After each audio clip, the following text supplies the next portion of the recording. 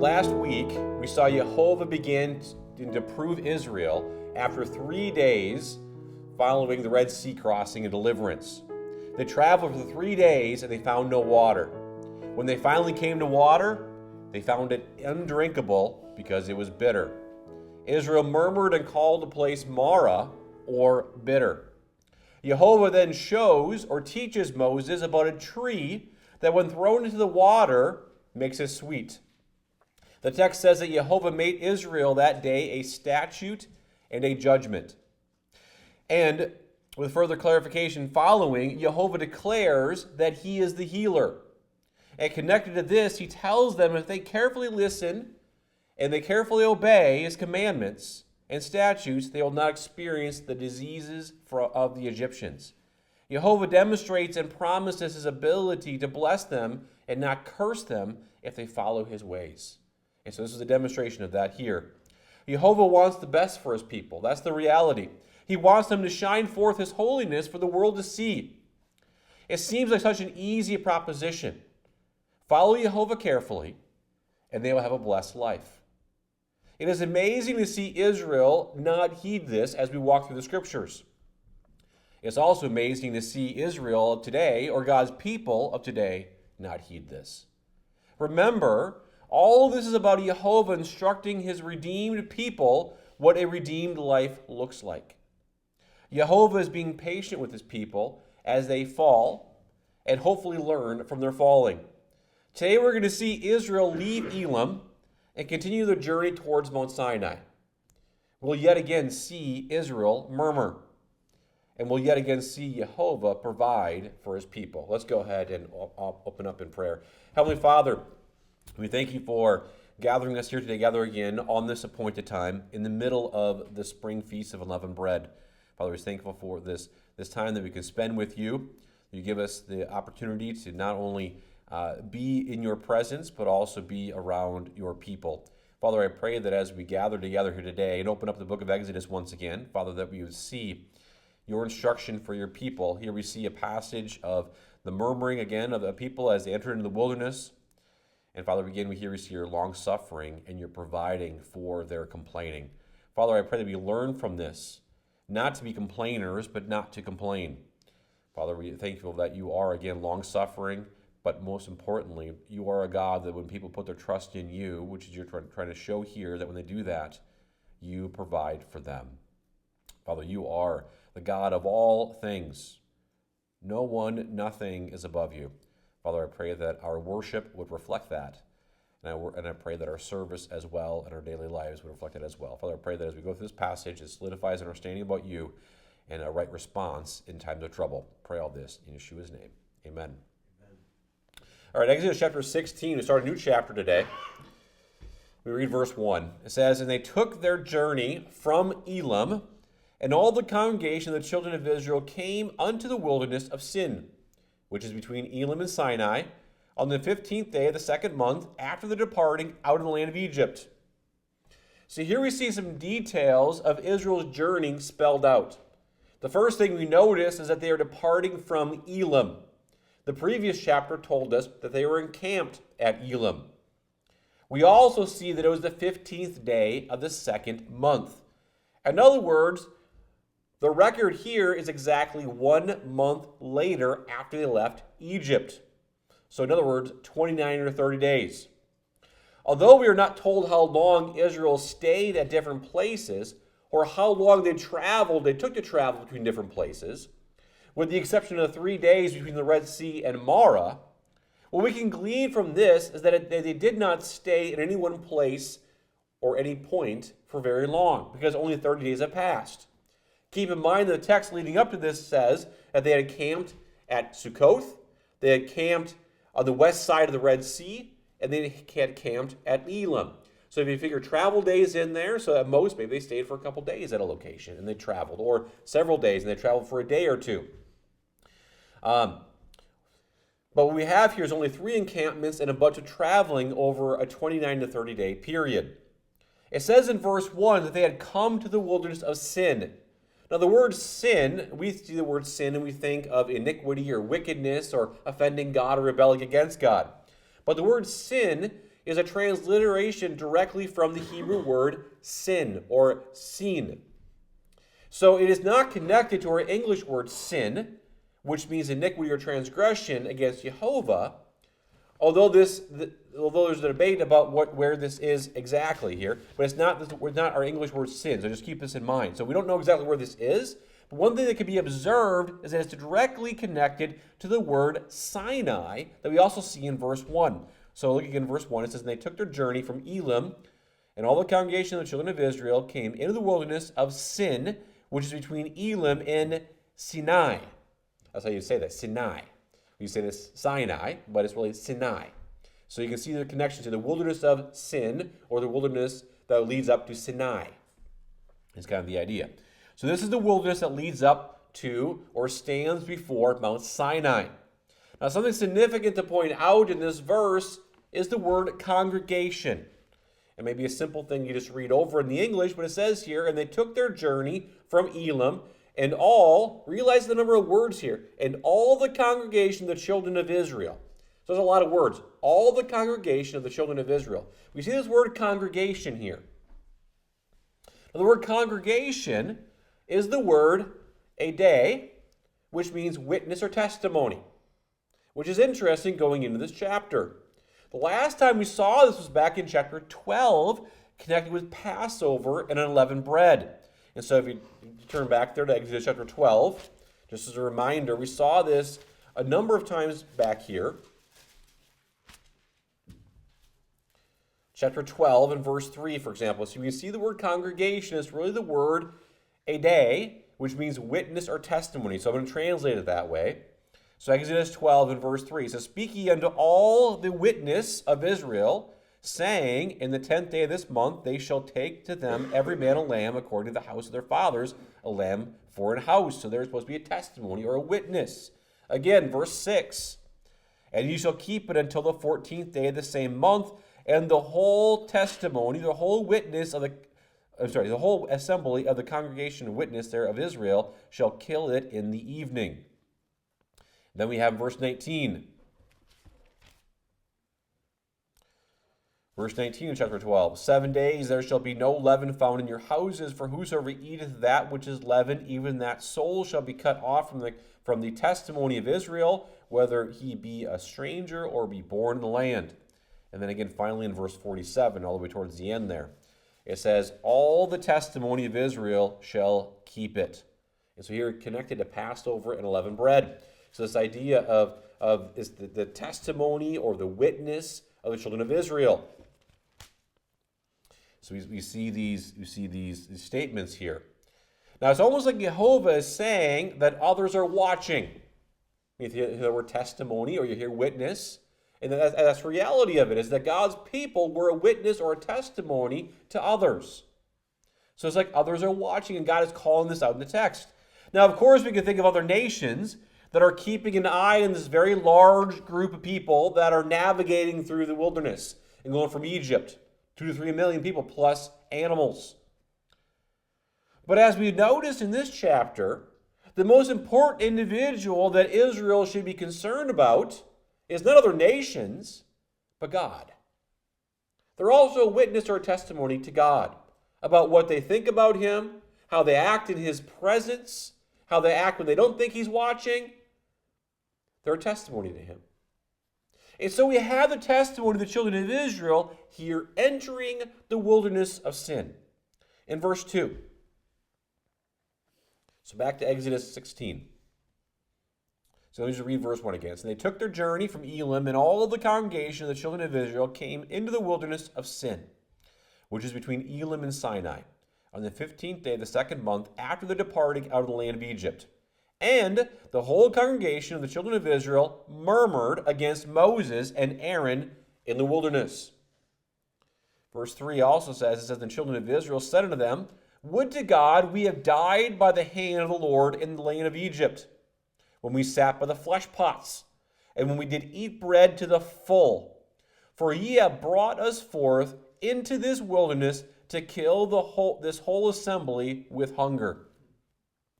Now verse 2 starts off with the words, whole congregation, which are the exact same words and construction translated as all the congregation in verse 1. So in verse 1 it says, all the congregation of the children of Israel. So you see the words all the congregation. The words all the congregation is the same words as the whole congregation in verse 2.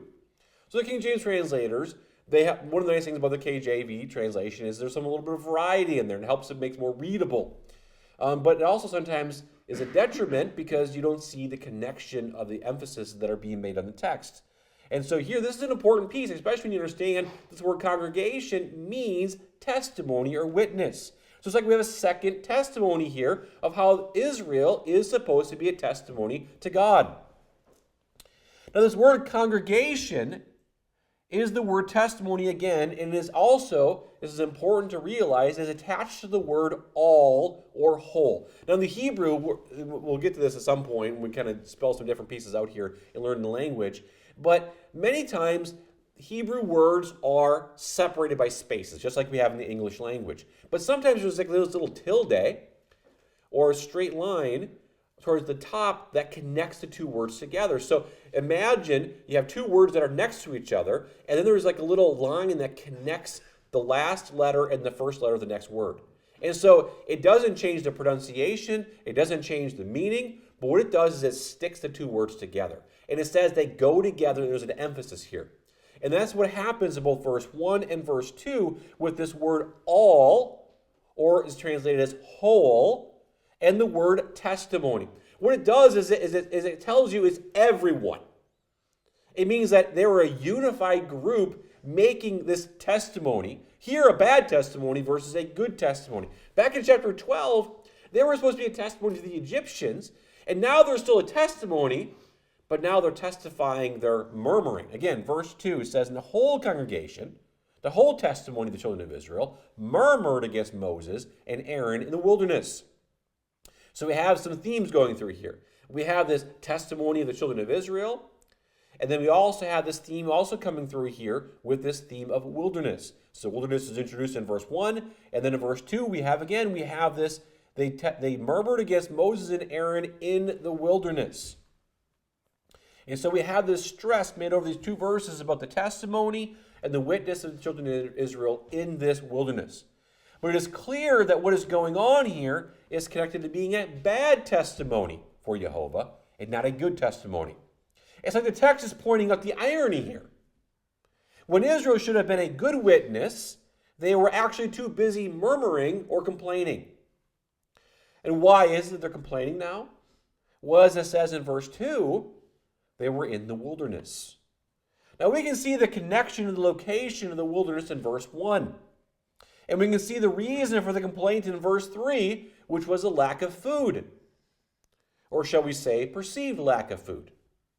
They didn't have enough of what they wanted or needed, so their bellies were probably getting hungry. And so they probably brought a certain amount of food with them out of Egypt, and now the food is running out or has run out completely. Now, the reality is that Israel had no reason to murmur. Remember, the word murmur means complain. We saw this last week when we saw Israel at Marah with the bitter water. Did they need to complain? No. Could they have gone to God and said, God, we're really thirsty. What's your plan? Type of a thing. But they complained about it. They murmured about it. And so rather than see this as an opportunity to trust Jehovah, they perceive trouble is used as an excuse to complain. Complaining or murmuring should not be characteristic of the child of God. And that's what we kind of see coming out in these verses here. Because we look at these verses and we go, what are you guys doing complaining? And why we say that? Because the reality is that the child of God should not complain against God. They should not complain about their situation. Why? Because God's in control. God is proving them. God is saying, hey, you can trust me. You don't need to complain against me. Just ask. Unfortunately, though, this pattern of complaining, like Israel of the day that we're reading about here, is the same pattern that exists for believers today. Of course, it's the pattern for the world. They have plenty of things to complain about. But it's also the pattern for believers. And so we can look at the situation here for Israel, and we can step back and say, why are you complaining? Do you not realize that God has led you to this location for a reason? I mean, after all, who wants to go in the wilderness and just hang out there? No one. So obviously Israel didn't choose to go into the wilderness, but they should have stepped back and said, why are we here? Is it so that we can complain to God? No. It's because God put us here. God led us here. God must have a reason for us to be here. And so when we look at the text here and we see Israel complaining, we're like, well, duh, why don't you guys just step back and realize you're there because God put you there? God led you there. Why are you complaining? We would ask the question, do you not think, Israel, that he knew this situation would exist? Do you think God was so stupid that he's like, oh no, I put my people in the wilderness? And of course he didn't. And of course, when we look at this text, we would think, Israel, you should get that too, right? So we would ask the question, do you think he's putting you here for your harm or for your good? Now, hopefully each of us here can answer these questions for Israel. The answer is, of course, he's not putting them there for their harm. And that, of course, he has something bigger planned for them. And, of course, he has an answer to maybe their troubles they perceive exists. So why is it that we can answer this for Israel, but Israel could not for herself? What did Israel all of a sudden switch to complaining mode or murmuring mode? Well, you could say it's because we were standing outside of time of the moment and have the bigger picture in view here. It's easy to sit back and act as backseat drivers, right? And say, well, yeah, we can see the rest of the text, and therefore we can have a better perspective than Israel. But when we wear those same shoes in our own lives, we typically fall down just like Israel is doing here. We find ourselves complaining. It's like we have trouble stepping back and consider what's going on in our own lives. Because we can say, Israel, just step back and think about it. And you'll realize there's nothing to complain about here. Jehovah's right there. Jehovah's leadership is right there. Well, why are you complaining against them? Because the question becomes, why should we complain? That's the question we have for Israel. Why are you complaining? There's really no reason to complain. So when in our life something goes wrong, the question we should be asking is, why are we complaining? Or what even better, what gives us the right to complain? Because Israel had no right to complain here. And so think about it this way. Here, we would say that Israel should not be complaining because we know that God has not led them to this place in vain. Although it's not a place that Israel would have chosen on their own, Jehovah purposely led them there. In other words, he has a purpose associated with it. We can see that. We should expect Israel to get that. And because of that, there should be no reason to complain. Because you're complaining God's putting you there because he has his purposes. Now, the same thing goes for our own life. Think of reasons that we typically complain in our own lives. There's a multitude of reasons.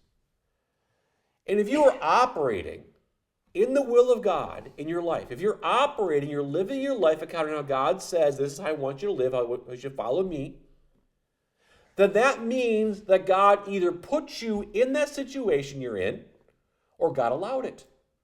Think about that. If you are operating your life on how God wants you to live, that means that God either put you in that situation, or he allowed you to get in that situation, knowing what you would experience. And if you have this perspective, do you think you have a right to complain? Of course not, because God allowed that to happen or put you in that situation for a reason. He wants you to learn something. He wants you to testify something. He wants you to grow through the situation. He has your good in mind, not your harm in mind. Now, of course, if you're not operating the will of God, that means that you put yourself in that situation. Right? So here's your different scenarios. If you're operating the will of God, that means that God put you there, he allowed that to happen. If you're not operating the will of God, that means you put yourself in that situation. And now you really have nothing to complain about, because you did it. And this is the majority of the times that happens in our life, by the way. We did it, we just don't want to raise our hand and say, I'm sorry I did this to myself. So unless you're going to stand in front of a mirror and complain to the person that you see there, you probably should stop complaining. Because you're responsible for your disobedience and the consequences that follow there many times. Now you see, there's really no reason for a believer to complain, just like it's unfitting for Israel to complain here. You see, it's unfitting for the believer as well. It's out of character and just looks terrible to those that are around. And so think about that the next time you start complaining or catching yourself complain. Now here in verse 2, it says the whole testimony of the children of Israel murmured against Moses and Aaron. In verse 3, they're telling Moses and Aaron that they are going to die in the wilderness from hunger. We're going to die. That they would rather be back in Egypt where there were flesh pots and plenty of bread. So flesh pots is where you'd boil the meat in a pot and you take it out. And so in other words, what this is picturing is there's food everywhere in Egypt. So that's what they're talking about here. There's plenty of meat and there's plenty of bread. Now, of course, this was true because Egypt was a prosperous country. There was plenty of food, even for slaves. Now, what Israel is saying here is that they would rather be slaves with a full belly than be free with some hunger pains. That's what they're saying. They'd rather be slaves with a full belly than free with some hunger pains. Now, of course, Israel's not going to die in the wilderness from hunger. But they're blaming Moses and Aaron for bringing them out into the wilderness. By this point, they should have known that it was Jehovah that led them here. But they were thinking through their flesh or through their belly rather than through the Spirit. Now, it was interesting to see the children of Israel when they speak of themselves here. Take a look at verse 3 again. The children of Israel said unto them, this be unto Moses and Aaron, would to God we have died with the hand of the Lord in the land of Egypt when we sat by the flesh pots and when we did eat bread to the full. In other words, what they're saying here is that we would have been fine dying as slaves and been full in the process. For ye have brought us forth into the wilderness to kill the whole assembly with hunger. Now here you see the word whole assembly. Now the word assembly here is not the word for testimony. It's the word kahal. So they call themselves the assembly or the kahal rather than the witness or the testimony. Which makes sense because it's difficult to acknowledge someone as being a good testimony by complaining. So you don't sit there and complain and go, I'm being a great testimony here and I just hate how the world's treating me right now. Right? And so they call themselves the assembly. God calls them the testimony of who they're supposed to be. Verse 4. Then said the Lord unto Moses, behold, I will rain bread from heaven for you, and the people shall go out and gather a certain rate every day, that I may prove them whether they will walk in my law or no. Now notice again, like we saw at Marah, that Jehovah is long-suffering in his response. We see the people complaining in verse 2 and 3. And then we see in verse 4, then the Lord said unto Moses, behold, I'll provide bread from heaven for them. See, Jehovah already had his plan for Israel. And so he's long-suffering in his response. We notice that he doesn't respond in anger. He has his response, and he just lays it out there for Moses. And see, he was already planning to provide for them. And not with something that could easily be explained away by coincidence. His provision, here he declares, will come in the form of a miracle that can only be ascribed to him. Now, Jehovah tells Moses that he is going to cause bread to rain down from heaven. Bread to rain down from heaven. Who here has seen that before? Nobody. And so obviously this is going to be a miracle. Now, of course, bread does not rain down from heaven, and so this would clearly have to be a miracle. But notice the provision is not just a one-time event. As it says here, and the people should go out and gather a certain rate every day. So this was not a one-time provision that God is announcing here. This is an ongoing provision. Jehovah declares that he will provide them bread from heaven every day. Bread from heaven every day. So this is a sustaining provision. Now, in light of this understanding of what Jehovah intended to do for his people, it makes their complaining look silly. Jehovah's like, if you just would have laid a little bit, you would have found out that I was going to give you bread every single day here. I just wanted you to run out and get to the point and then see my provision provided. But notice that Jehovah is going to connect this with providing for them, with proving them, not providing, proving them. So notice that in the verse here. It says there, Behold, I will rain bread from heaven for you, and the people should go out and gather a certain rate every day, that I may prove them whether they will walk in my law or no. So here he says he's going to prove them. Now this word prove is the Hebrew word nasa, which means to test or to try. Now we saw this back in 15:25. So if you turn back, maybe it's on your same page here. Exodus 15:25. It says, and he cried unto the Lord, I mean Moses, and the Lord showed him a tree, which when he had cast into the waters were made sweet. There he made for them a statute and ordinance, and there he proved them. Now remember how we considered how Jehovah uses this as well in Exodus chapter 20 and verse 20. So turn that to that spot again, just to remind ourselves what it says there in connection with the Ten Commandments. Exodus 20:20. And Moses said unto the people, fear not, for God is come to prove you, and that his fear may be before your faces, that ye sin not. And so we see here that when we consider the other places, that Jehovah is not trying to prove them, to trip them up, but rather to teach them, to help them grow spiritually. So this is what Jehovah is trying to do. He's trying to help them grow spiritually. You see, this is all connected with helping his redeemed people trust him on a daily basis. This is what God wants, his people to follow him and trust him on a regular basis. Now we can see, just like when we saw this word back in chapter 15, and just like we see in chapter 20, that this word prove is connected to the context of following the statutes and the commandments of Jehovah. Again, go back to chapter 15. Chapter 15 and verse 25. Look at the second half of the verse there. It says, there he made them a statute and an ordinance, or this word statute and judgment. And there he proved them. In chapter 20. So here the statute and judgment. In chapter 20, in the context of the Ten Commandments, he says, and Moses said unto the people, fear not, for God has come to prove you, and that his fear may be before your faces, that ye sin not. This is all connected to his commandments. And we go back to our chapter 16, and we look at verse 4 again. He says at the end, he says, that I may prove them whether they will walk in my law or no. Now this word that Jehovah uses here, law, is the word Torah. So it literally reads, if we were to transliterate it, whether they will walk in my Torah or not. Again, before Jehovah even gives Israel his Torah on Mount Sinai, he's talking about Torah. He's already using the language like it already exists. And so he's talking about proving them, helping them to grow spiritually by walking in his ways, walking in his statutes and judgments, walking in his Torah.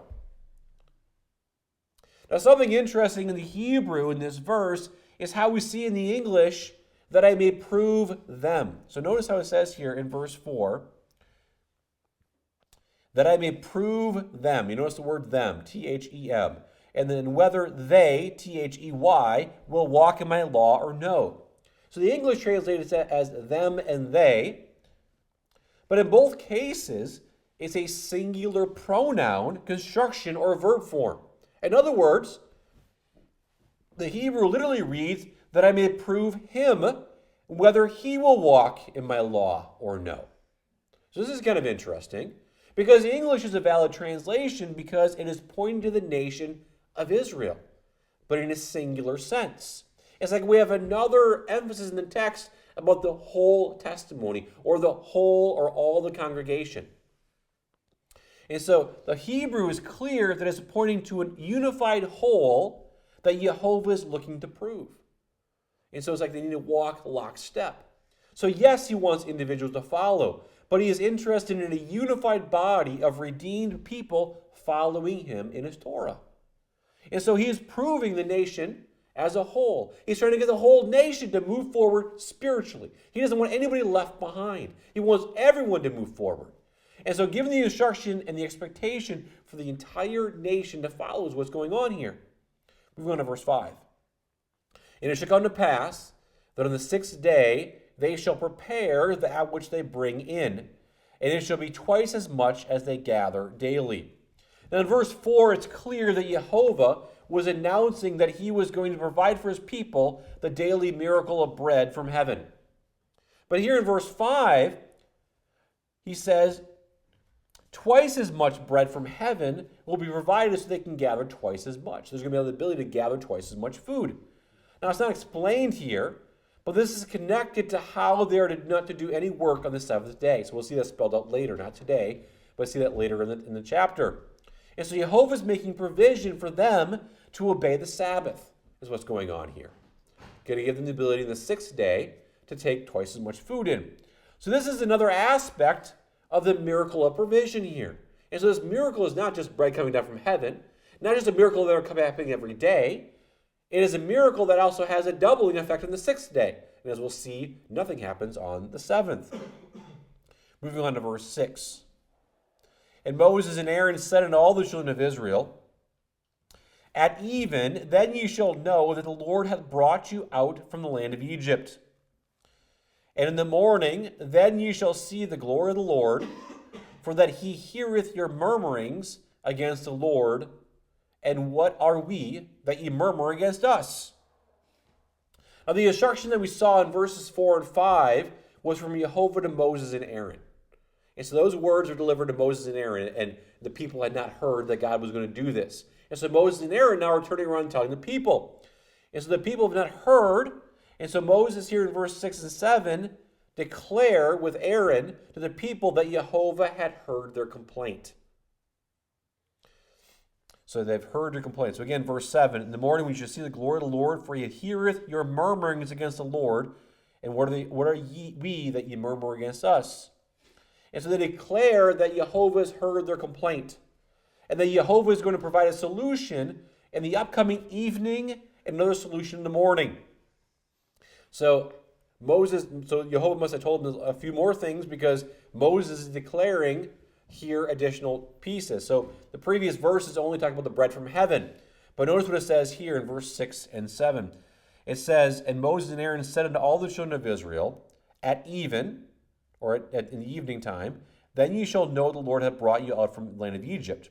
So there's going to be something in the evening. And then it says, and in the morning, then you shall see the glory of the Lord, that he heareth your murmurings against the Lord.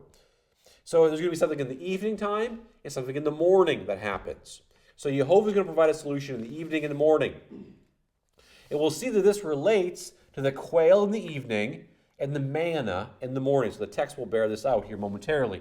But it's interesting that they say to the people that the solution Jehovah provides them in the evening. So notice what it says here in the verse. It says, at even, then ye shall know that the Lord hath brought you out from the land of Egypt. This is kind of an interesting word instruction to use here, because it's that Aaron says that will enable them to know that Jehovah is the one that brought them out of the land of Egypt. Now my first thought is, I would think that Israel would know this already and would not need to understand this truth. Whether it was through the plagues, or whether it was the Red Sea crossing, or whether it was at the miracle at Marah, you'd think that Israel understood that, yeah, God took them this far. So there would be no confusion that Jehovah was behind all of this. But I think what Moses and Aaron are trying to say here is that Jehovah surely did not take Israel out of the land of Egypt with all of its prosperity to have them die of hunger. And they're trying to say, Jehovah brought you out for a reason. He's the one that brought you here for the purpose.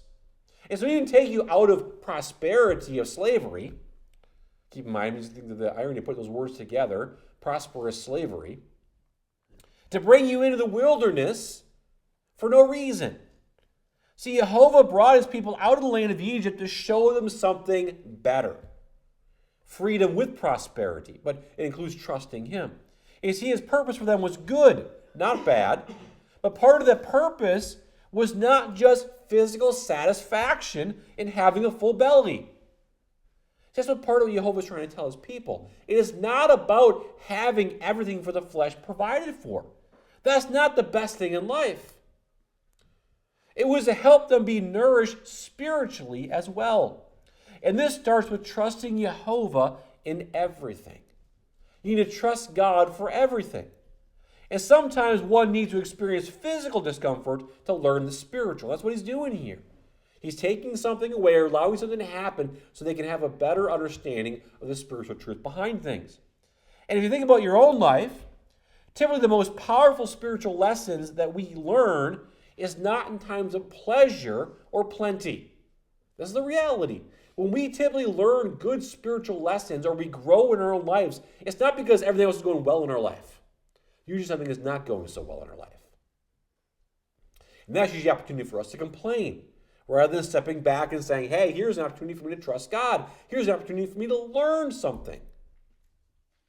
Usually it is in a time of trial or adversity. And Moses and Aaron here are declaring to Israel that Jehovah's brought them out of the land of Egypt to provide for them in multiple ways.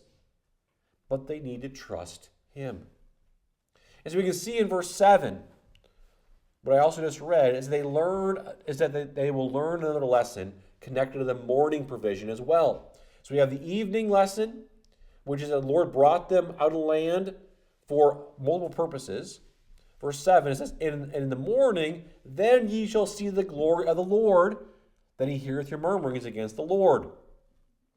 So they're going to learn another lesson the next morning, and that is they will see the glory of God. And I'm going to deal with more of that next week on what they see in the morning. But the important thing to note is there is a distinction made between the miracles. The miracle, what happens in the evening with the quail, and the miracle of providing of the bread in the morning. The quails that provided in the evening is not meant to teach or show the same thing the manna will show the people. So there's a distinction here being brought out in the text. They're declaring that to the people. And it's important to see that the manna is what Jehovah instructed Moses and Aaron on in verses 4 and 5, and not the quail. So it's like in verse 4 and 5, we have teaching about the manna, but not the quail. And so that quail is an extra thing for the evening. But notice here in verse 7 that Moses and Aaron tried to help the people understand that it's not Moses and Aaron that they're murmuring against. Again, at the end of verse 7. And what are we that ye murmur against us? You see, Moses and Aaron are trying to tell the people, why are you complaining against us? We didn't bring you here.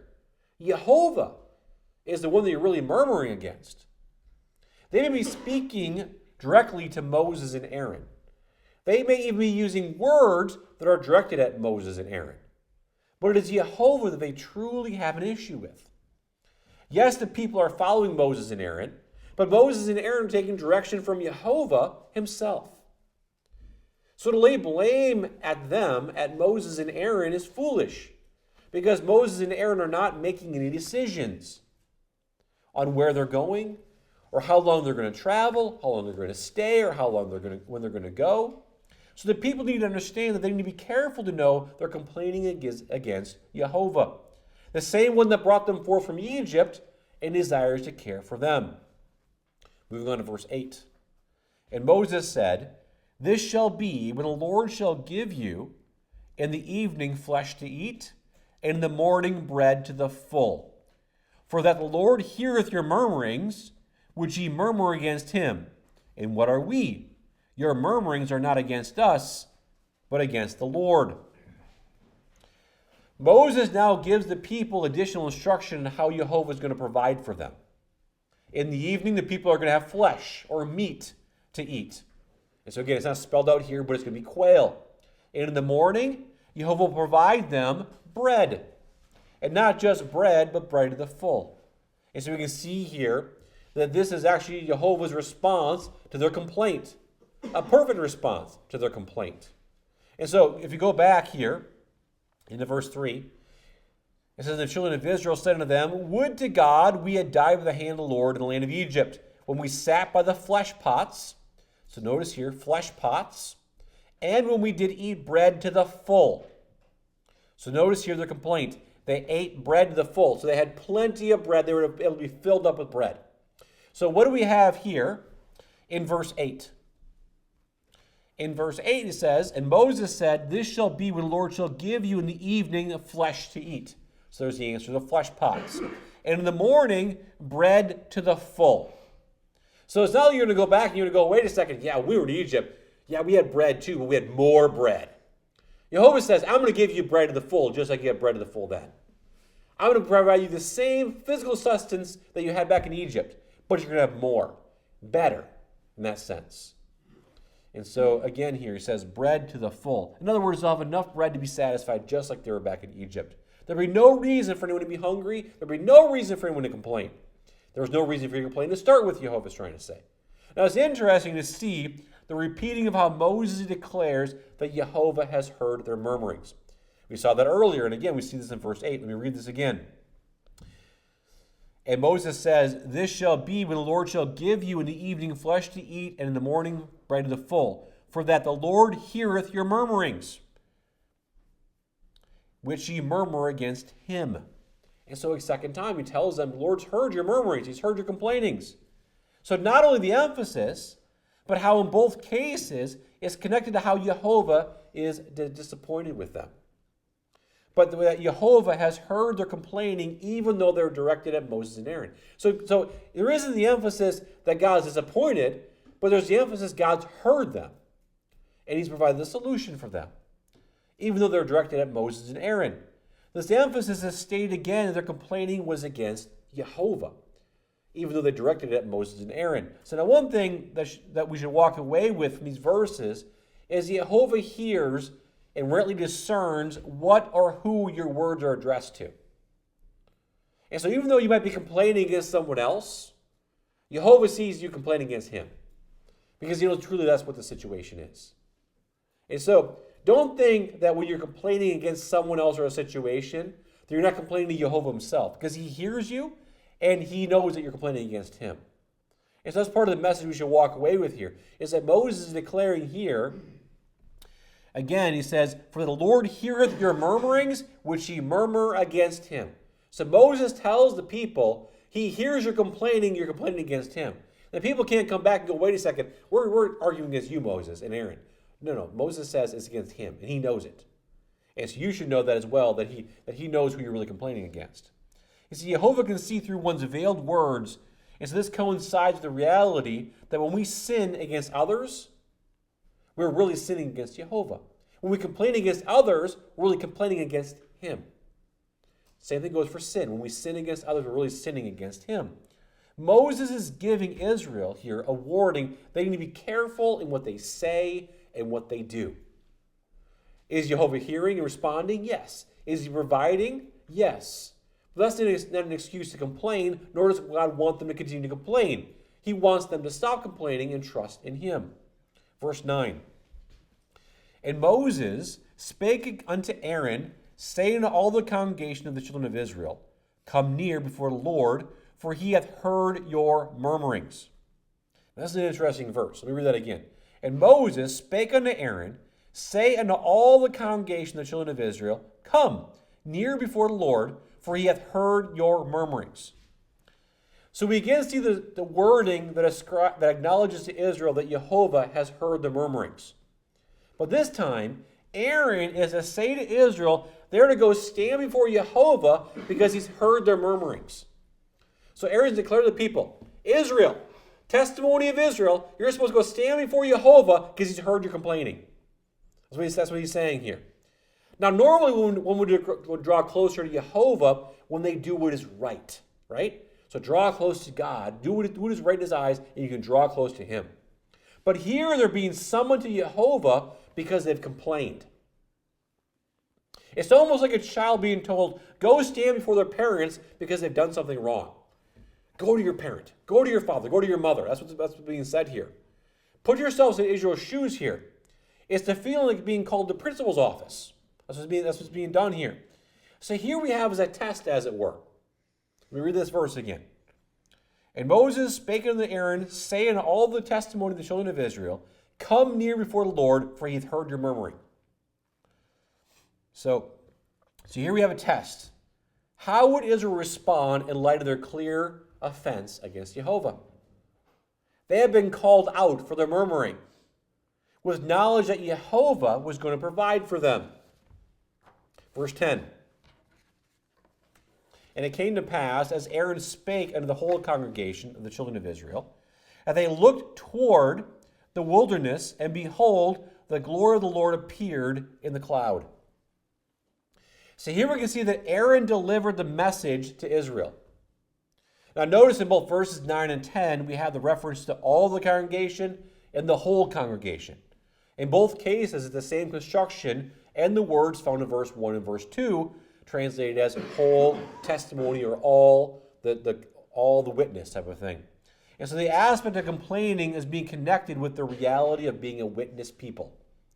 And so we have this idea of complaining and witness. So this is not a good thing. And so how does the witness of the children of Israel respond? It says they looked toward the wilderness in verse 10. It says, and it came to pass as Aaron spake unto the whole congregation of the children of Israel, that they looked toward the wilderness, and behold, the glory of the Lord appeared in the cloud. So they looked toward the wilderness. Now, the word looked is the Hebrew word panah, and it carries the idea of turning. So it's not the normal word for turning like shuv, but it carries the idea of turning. So when Israel is instructed to come near to Jehovah because he's heard their murmurings, they looked or they turned towards the wilderness. And what would be the direction of the wilderness? The answer is the pillar of cloud, which was the presence of Jehovah. So when they turned, it says in the verse here that the glory of Jehovah appeared in the cloud. What this is telling us is the pillar of cloud was not normally illuminated in the way it's being described here. It's like it got brighter. And the pillar of cloud must have looked just like a normal cloud, just in a unique formation that led Israel. But here the glory of Jehovah appeared in the cloud, which would have provided further proof that Jehovah's presence was there. And so Israel, told they need to come before Jehovah, turns to him in obedience. And so this is the step here. They turn in obedience to him, and at that point, Jehovah shows his glory in the cloud. It was like Jehovah was letting them know that he was there. And there was no reason to not trust him. Jehovah was not angry with them. Rather, he wanted them to learn from their failings. I almost kind of like a visual like this is like when Jehovah shows his glory in the cloud, it's like Jehovah's smiling on them, saying, I'm right here. I'm providing for you. You have nothing to fear. Trust me. And so Jehovah is showing his glory to them to say he's right there for them. And so they turn, and when they turn to him, he illuminates the cloud with his glory. Verse 11, 12. We'll end with these last two verses here. And the Lord spake unto Moses, saying, I have heard the murmurings of the children of Israel. Speak unto them, saying, At even ye shall eat flesh, and in the morning ye shall be filled with bread. And ye shall know that I am the Lord your God. As Israel is looking toward the wilderness, and as the pillar of cloud before them, with the glory of the Lord there, Jehovah tells Moses that even though Israel has murmured, again, this theme all throughout the murmuring of Israel, Jehovah is going to provide for all his people. They will have flesh, which is meat, in the evening, and they'll have a full amount of bread in the morning. Now keep in mind that these are the words of Jehovah while his glory is appearing in the pillar of the cloud. So the people here is a message of provision. In light of their murmuring, Jehovah is still going to provide for them. The question is why? Well, as verse 12 closes, it says, And ye shall know that I am Jehovah your Elohim. I am Lord your God. Jehovah is trying to get the message across to his people that he is their God. He is here to be with them and to provide for them. Israel just needs to acknowledge this and follow. Simple. Acknowledge this and follow. The same goes for us. We are as redeemed. We need to learn and trust him. This is an ongoing life lesson. Because sometimes we do better than other times. Some of us trust more than others. But each of us can trust God more. So as we continue to go through life, we should learn the lessons and trust God every day for everything. Look to him for everything. When something goes well, praise God. When something's not going well, pray to God. I can improve in this area, and I'm sure you can as well. We should not be murmuring, we should be trusting. We need to learn our lesson while he's still long-suffering. We're going to see a change happen here later in the text, where God says, I'm tired of hearing your murmurings. And so we should learn the lesson and trust him more while he is still long-suffering with us as redeemed people. Let's go and let's pray to him. Heavenly Father,